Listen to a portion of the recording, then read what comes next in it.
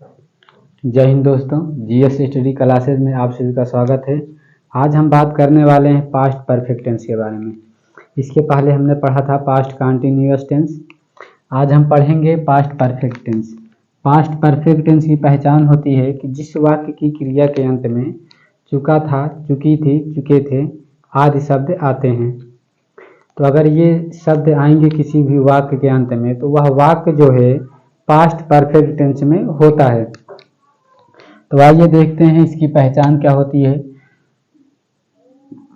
तो यहाँ हमने लिखा है पहचान, यानी जो पास्ट परफेक्ट टेंस है इस वाक्य की पहचान क्या होती है। तो इस वाक्य की पहचान यही होगा कि जिस वाक्य की क्रिया के अंत में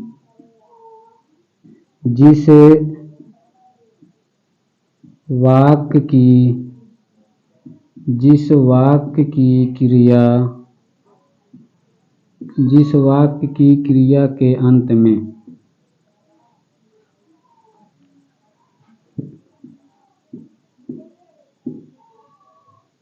चुका था,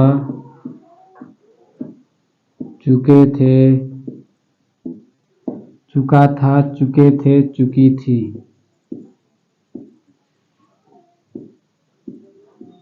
आदि शब्द आते हैं।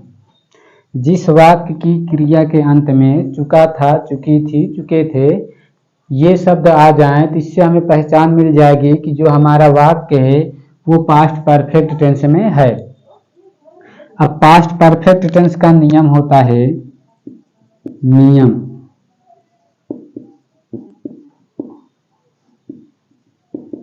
पास्ट परफेक्ट टेंस का नियम होता है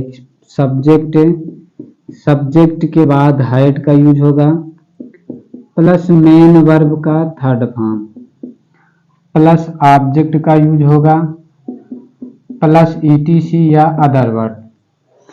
अब हमने ये भी बताया है कि जो हमारा सेंटेंस होता है यानी जो हमारा वाक्य होता है, वाक्य का जो सब्जेक्ट होता है वो पूरे वाक्य का राजा होता है। यानी जो सब्जेक्ट होता है वो पूरे वाक्य का राजा होता है और वाक्य में जो भी काम होगा वो राजा के अनुसार होगा। अब यहाँ पे अगर हमारा जो सब्जेक्ट है, सब्जेक्ट चाहे एक वचन हो या बहुवचन हो, उसके साथ सहायक क्रिया के रूप में हैड का ही यूज होगा और जो मेन वर्ब आएगा वहां पे मेन वर्ब का थर्ड रूप का यूज ही होना है। अब जैसे अगर हमने इस नियम से वाक्य लिया, पहले अफर्मेटिव में हमने वाक्य लिया, अफर्मेटिव में हमने वाक्य लिया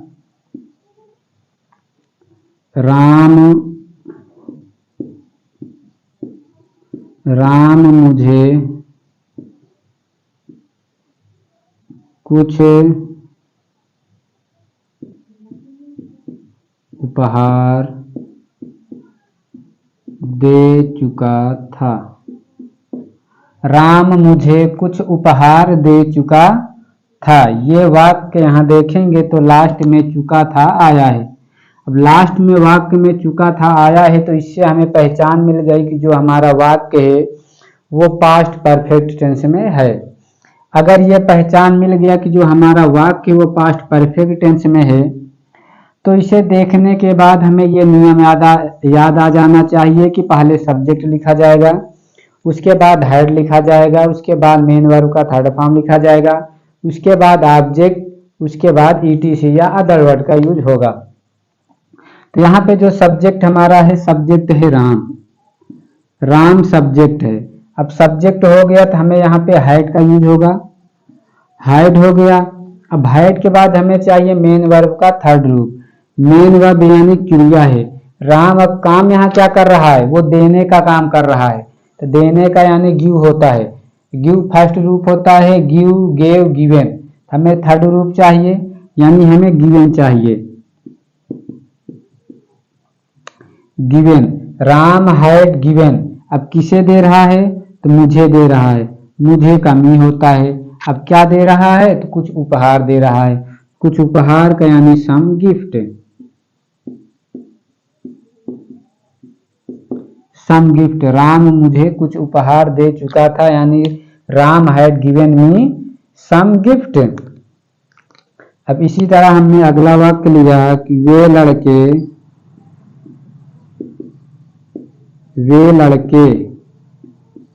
वे लड़के यहाँ क्रिकेट खेल चुके थे। वे लड़के यहाँ क्रिकेट खेल चुके थे। ये हमारा अगला अफर्मेटिव वाक्य है।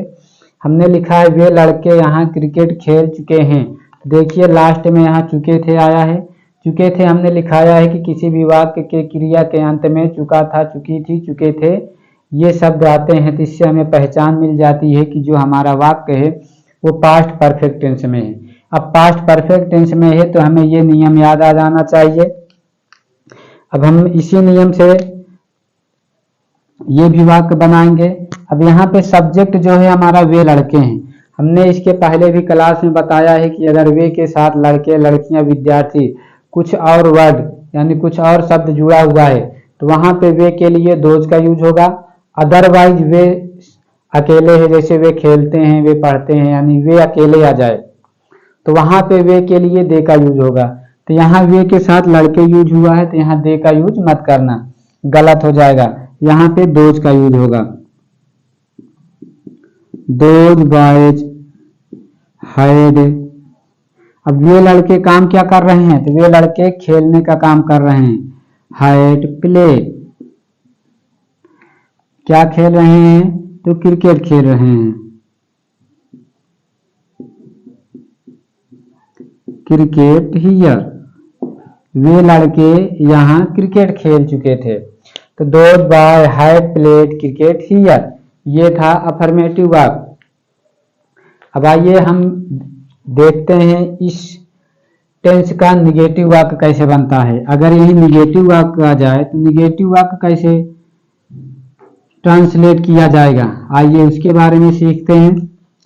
जैसे हमने निगेटिव वाक्य लिया, राम मुझे एक पत्र नहीं लिख चुका था, तो निगेटिव वाक्य का नियम बनेगा, निगेटिव वाक्य का नियम बनेगा सब्जेक्ट प्लस हैड प्लस यहीं पे नॉट का यूज करना पड़ेगा। Subject plus had plus not plus main verb का थर्ड रूप का यूज होगा प्लस ऑब्जेक्ट प्लस ईटीसी या अदर वर्ड का यूज होगा। यह है हमारा निगेटिव वाक्य। निगेटिव वाक्य बनाने का नियम, जैसे हमने निगेटिव वाक्य लिया, श्याम यहाँ यह किताब, श्याम यहाँ यह किताब नहीं पढ़ चुका था, नहीं, श्याम यहाँ यह किताब नहीं पढ़ चुका था। यह है निगेटिव वाक्य। देखेंगे तो इस वाक्य में नहीं का यूज हुआ है, यानी ये नकारात्मक वाक्य है। श्याम यहाँ यह किताब नहीं पढ़ चुका था, तो ये इस निगेटिव के नियम से बनेगा। हमें पहले सब्जेक्ट चाहिए, सब्जेक्ट हमारा श्याम है। श्याम के बाद हमें हैड का यूज करना पड़ेगा, हैड नॉट। अब मेन वर्ब का थर्ड रूप चाहिए। श्याम यहाँ पढ़ चुका था, तो पढ़ना का रीड होता है। स्पेलिंग फर्स्ट, सेकेंड, थर्ड तीनों सेम ही होता है। Shyam had not red. यहाँ नहीं पढ़ चुका था, सॉरी नहीं पढ़ चुका था, क्या नहीं पढ़ चुका था, तो यह किताब, यानी हो जाएगा यह के लिए दिस, किताब के लिए बुक, दिस बुक। कहाँ पढ़ चुका था, यहाँ, यहाँ का हियर हो जाएगा।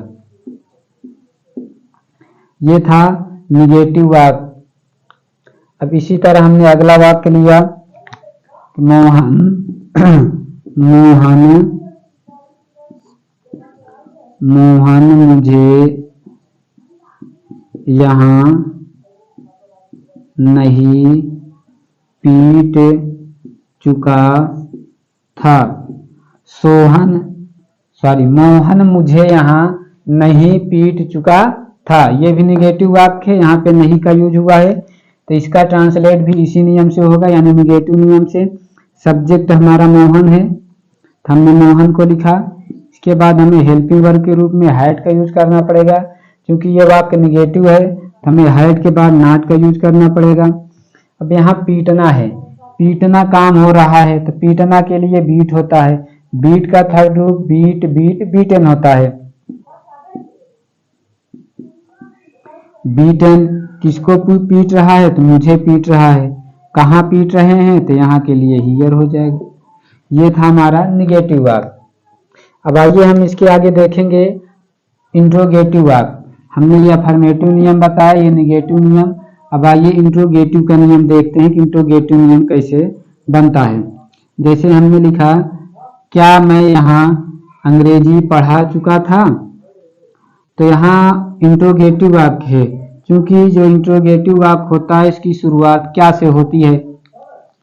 तो यहाँ इंट्रोगेटिव वाक्य की शुरुआत क्या से होती है तो उसका नियम क्या होगा, आइए पहले उसके नियम के बारे में देखा जाए। तो नियम हमारा, इंट्रोगेटिव का नियम हमारा ये कहता है कि जो हमारा सहायक क्रिया यानी जो हेल्पिंग वर्ब होती है वही सब्जेक्ट के पहले यूज होता है। तो यहाँ हेल्पिंग वर्ब के रूप में हैड का यूज हुआ है, तो यही सब्जेक्ट के पहले यूज होगा। तो had plus subject, had plus subject plus main verb का थर्ड रूप प्लस ऑब्जेक्ट और प्लस ईटीसी, ये और लास्ट में क्वेश्चन मार्क का यूज होगा। क्योंकि हमने अफर्मेटिव और निगेटिव में फुल स्टॉप का यूज किया था, अब ये इंट्रोगेटिव सेंटेंस है तो इसमें फुल स्टॉप के बजाय क्वेश्चन मार्क का यूज होगा। अब हमने इस नियम से एक वाक्य लिया, हमने लिया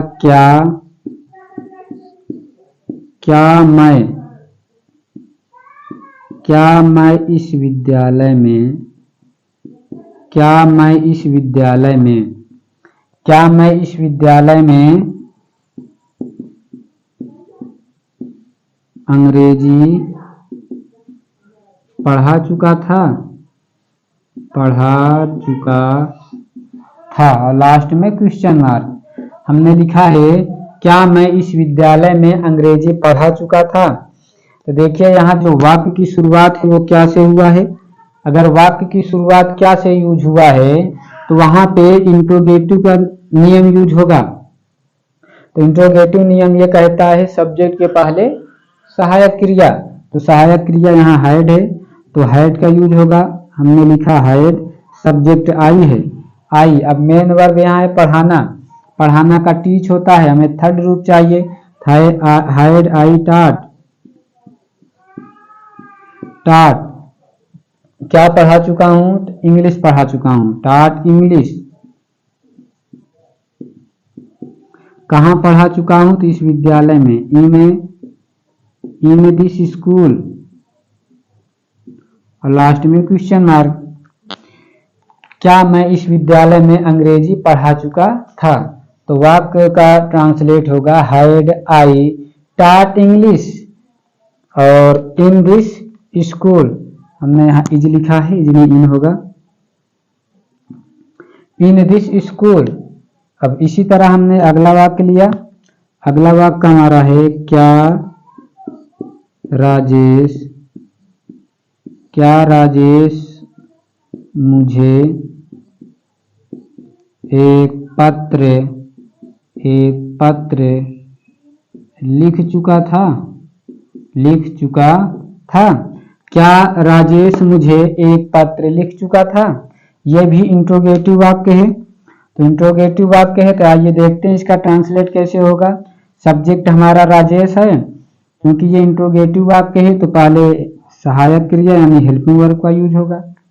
हैड हो गया। अब सब्जेक्ट देखते हैं, सब्जेक्ट यहाँ पे राजेश है तो राजेश का यूज हो गया। अब राजेश काम क्या कर रहा है तो राजेश लिखने का काम कर रहा है, राइट रोट रिटन।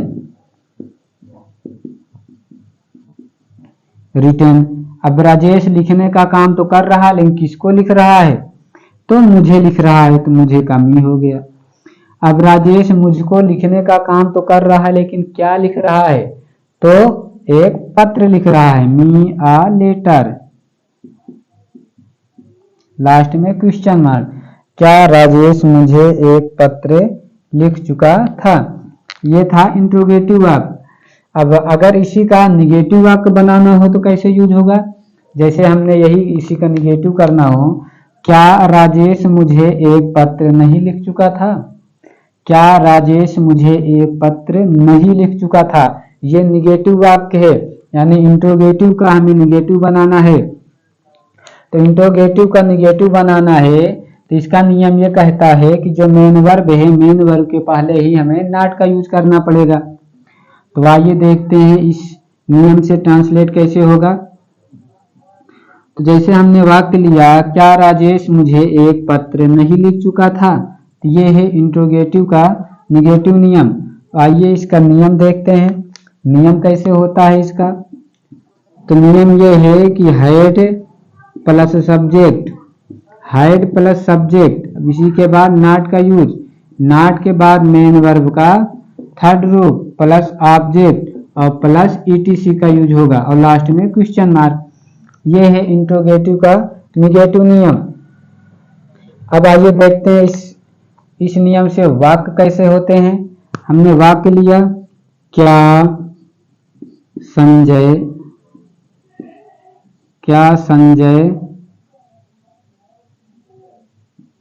क्या संजय मुझे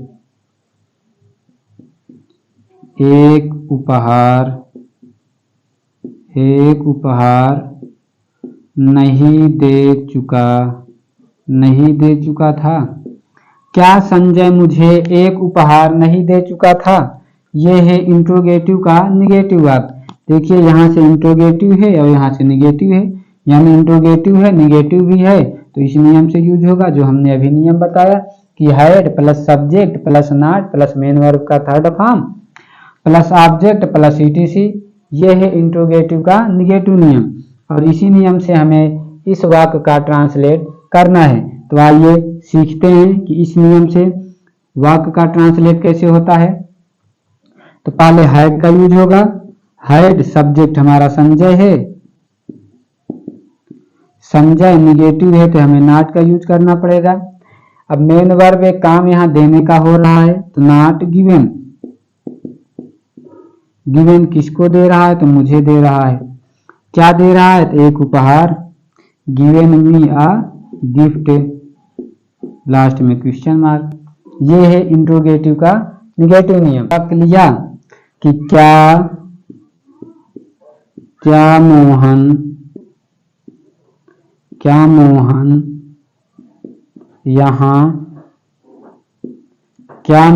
यहाँ नहीं खेल चुका था? नहीं खेल चुका था, लास्ट में क्वेश्चन मार्क। क्या मोहन यहाँ नहीं खेल चुका था? तो क्या के लिए हैड होगा, सब्जेक्ट हमारा मोहन है, मोहन निगेटिव है तो मोहन के बाद नॉट और खेलना का प्ले हो जाएगा। हमें थर्ड रूप चाहिए, कहाँ खेल चुका है तो यहाँ का हियर हो जाएगा, लास्ट में क्वेश्चन मार्क। देखिए क्या मोहन यहाँ नहीं खेल चुका था, तो had Mohan not played here.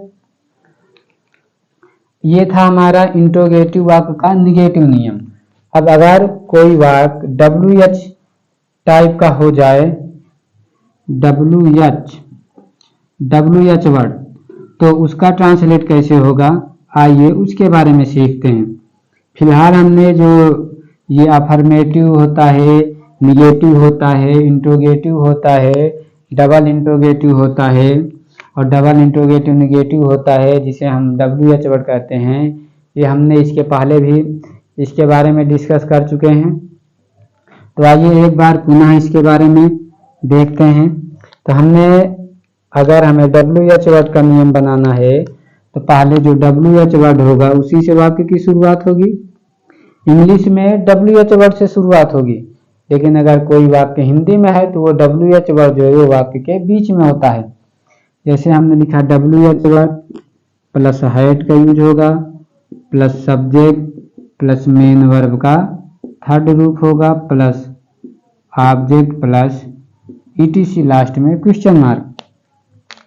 अब जैसे हमने इस वाक्य से एक वाक्य लिया कि श्याम श्याम यहाँ क्यों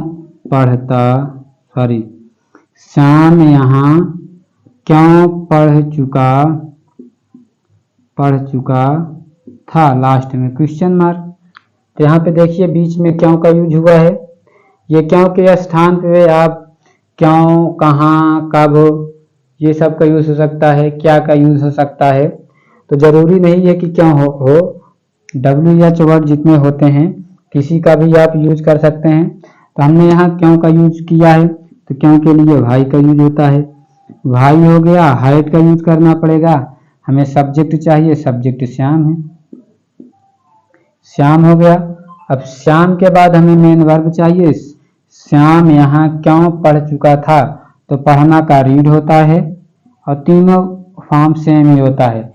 भाई had Shyam read here, last में क्वेश्चन मार्क। श्याम यहाँ क्यों पढ़ चुका था। इसी तरह हमने अगला वाक्य लिया,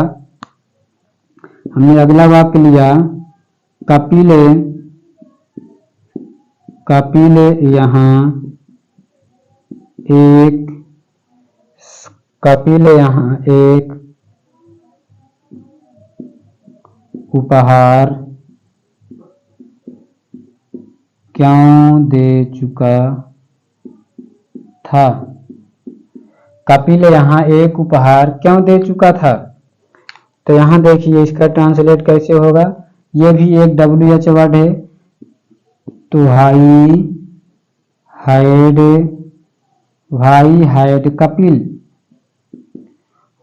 हैड कपिल, देना का गिवन होता है, गिवन अ गिफ्ट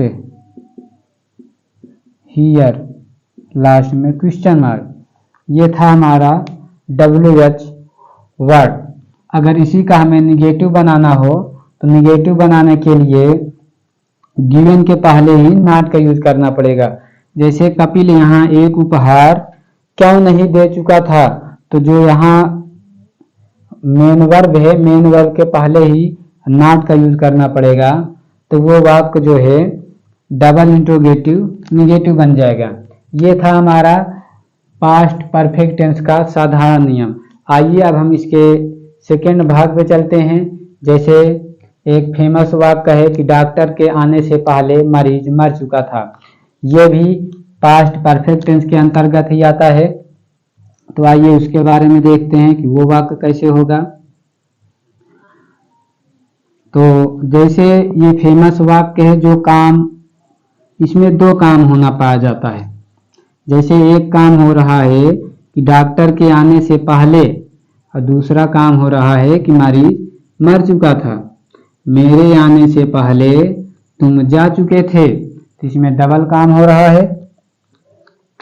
तो इसका नियम ये कहता है, नियम इसका होगा कि नियम सेकेंड है, तो पहले सब्जेक्ट लिखा जाएगा, सब्जेक्ट के बाद हाइट का यूज होगा, मेन वर्ब का third group plus object plus ETC और plus before plus subject plus main verb का सेकेंड भाग प्लस ऑब्जेक्ट प्लस ETC। इसमें दो काम का होना पाया जा रहा है। एक यहाँ से यहाँ तक, दूसरा बिफोर है, बिफोर के यहाँ तक नहीं, सब्जेक्ट प्लस मेन वर्ब का second form plus object plus ETC। Before means होता है पहले। अगर किसी भी वाक्य में पहले आ जाए और दो कामों का होना पाया जाता है तो जो वाक्य होगा बिफोर से बनेगा। जैसे हमने एक वाक्य लिया कि मेरे आने से पहले ने लिखा कि मोहन के आने से पहले तुम जा चुके थे। इसमें भी देखिए वो लास्ट में चुके थे आया है, यानी जो ये वाक्य है ये पास्ट परफेक्ट टेंस में है। इसमें जो दो काम हो रहा है, एक तो मोहन के आने का हो रहा है और दूसरा काम हो रहा है तुम जा चुके थे। मोहन के आने से पहले, ये है मोहन के आने से पहले, और दूसरा काम है तुम जा चुके थे। यानी पहले काम हो रहा है तुम जा चुके थे, जो काम पहले होगा उसे पहले ही बनाइए। जैसे तुम जा चुके थे, यानी मोहन आया नहीं था तभी मैं जा चुका था, तो जो काम पहले हो रहा है वो पास्ट परफेक्ट टेंस में ही बनेगा, लेकिन जो काम बाद में हो रहा है उसे सिंपल पास्ट टेंस में बनाना है, यानी पास्ट इंडेफिनिट टेंस में बनाना है। यानी जो ये पहले वाला भाग है इसे पास्ट इंडेफिनिट टेंस में बनाना है, और जो ये दूसरा भाग है ये पास्ट परफेक्ट टेंस में बनेगा। यानी जो काम पहले होगा पहले उसी को बनाना है। तो यहाँ काम पहले हो रहा है कि तुम जा चुके थे, तुम जा चुके थे, तो इसका ट्रांसलेट होगा, तुम का यू होता है you had gone, you had gone, तुम जा चुके थे। बिफोर, देखिए यहाँ पहले का यूज हुआ है तो पहले के लिए बिफोर का यूज होगा। यू हैड गॉन, तुम जा चुके थे। बिफोर सब्जेक्ट है मोहन, बिफोर मोहन, मोहन के आने से पहले, मोहन आने का कम केम होता है, मोहन केम। ये था हमारा बिफोर से। अब इसी तरह हमने अगर अगला वाक्य लिया, अगला वाक्य हमने लिखा कि राम के विद्यालय पहुंचने से पहले, राम के विद्यालय पहुंचने से पहले मैं घर आ चुका था। राम के विद्यालय पहुंचने से पहले मैं घर आ चुका था। यानी इसमें देखेंगे तो पहले काम कौन सा हो रहा है, तो देखेंगे तो पहले काम हो रहा है कि मैं घर आ चुका था, यानी मैं घर आया तब मोहन विद्यालय पहुंचा। यानी जो पहले काम हो रहा है वो हो रहा है कि मैं घर आ चुका था, तो पहले जो मैं घर आ चुका था ये जो है पास्ट परफेक्ट टेंस में यूज होगा, और राम के विद्यालय पहुंचना ये होगा सिंपल पास्ट टेंस में। तो आइए इसका ट्रांसलेट करते हैं। तो ट्रांसलेट इसका होगा कि मैं घर आ चुका था, मैं घर आ चुका था। आई हैड कम केम, कम होता है, I had come home, I had come home before, I had come to home before. अब ये हमें सब्जेक्ट चाहिए, सब्जेक्ट है राम, क्रिया यहाँ पे है पहुंचना, पहुंचना का रीच होता है, हमें सेकेंड फॉर्म चाहिए तो रीच्ड हो जाएगा। आई had come home before Ram reached, कहाँ, विद्यालय, रीच्ड स्कूल, लास्ट में फुल स्टॉप। ये था हमारा ट्रांसलेट। अब हमने अगला वाक्य लिया, जैसे हमने अगला वाक्य लिया कि रमेश, या हमने लिया संजय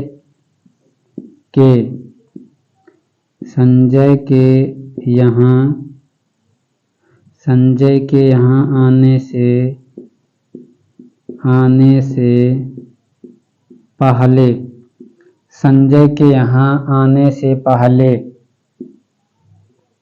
के यहाँ आने से पहले राजेश बाजार जा चुका था। संजय के यहाँ आने से पहले राजेश जो है बाजार जा चुका था। तो पहले काम हो रहा है कि राजेश बाजार जा चुका था, तो वाक्य का बनेगा Rajesh RAJES Rajesh had, Rajesh had gone, Rajesh had gone कहाँ जा रहा है, market, Rajesh had gone market, Rajesh had gone to market या राजेश हैड गॉन मार्केट। अब हमें बिफोर का यूज करना पड़ेगा क्योंकि पहले यूज हुआ है, बिफोर संजय,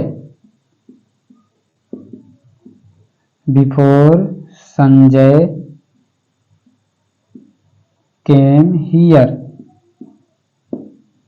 ये था हमारा पास्ट परफेक्ट टेंस का दूसरा भाग, यानी कोई वाक्य अगर पहले हो जिस वाक्य में दो कामों का होना पाया जाता है तो उस वाक्य में जो काम पहले होता है उसे पास्ट परफेक्ट टेंस में बनाते हैं और जो काम बाद में होता है उसे सिंपल पास्ट टेंस में बनाया जाता है। आई होप कि आपको इतना सब समझ में आ गया होगा। अगर अभी तक आपने हमारे चैनल को सब्सक्राइब ना किया हो तो चैनल को सब्सक्राइब जरूर कर लें, जिससे कि आगे जो वीडियो अपलोड होंगी उसकी नोटिफिकेशन आप तक अवश्य पहुंच जाए, और दोस्तों के पास शेयर जरूर करना।